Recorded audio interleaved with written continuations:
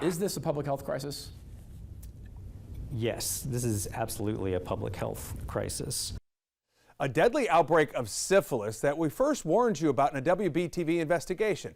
Now state health leaders are taking steps to address the problem. But investigative reporter David Hodges is on your side here at 6 o'clock, pushing for answers on why steps weren't taken years ago when the number of syphilis cases first started rising.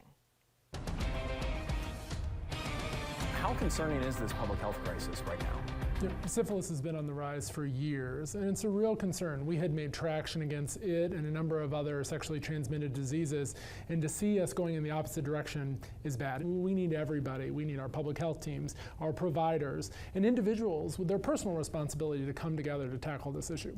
Do you feel the state has done enough to raise the alarm on this, considering the numbers have continued to increase for years now at this point? You know, I thought we were going to make some progress. The federal government had put $11 million for North Carolina to hire more workers in our public health teams to specifically go after sexually transmitted diseases. Unfortunately, in the debt limit deal that the federal Congress crafted, they cut that money and pulled it back. And so we continue to look under every rock to find every possible resource. The secretary is referring to this 5-year, $27 million grant for disease intervention specialists. The last 2 years of that money never came after Congress stopped the funding. But North Carolina has gotten other money.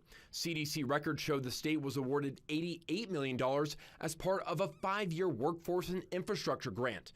According to CDC reporting, the state's Division of Public Health plans to use the money on things like IT, human resources, and leadership, not to hire any positions for communicable diseases. WBTV emailed NCDHHS to ask why more money wasn't allocated to DIS positions. In an email, a spokesperson wrote that of the $88 million received, nearly $30 million went to local health departments, and that investments in workforce development and human resources has been one of the most significant investments benefiting the overall workforce, including communicable disease staff.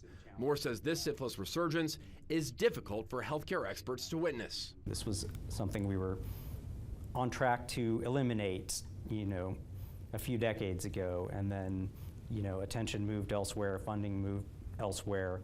We saw kind of an erosion of the core supports that do this work, and now here we are facing this situation. As of October, when we last brought you a report on syphilis, North Carolina had reported 5 stillbirths or neonatal deaths in 2023 linked to congenital syphilis. Today, that number is now 7, and it is possible it could still increase as cases continue to be investigated. Guys? David, thank you.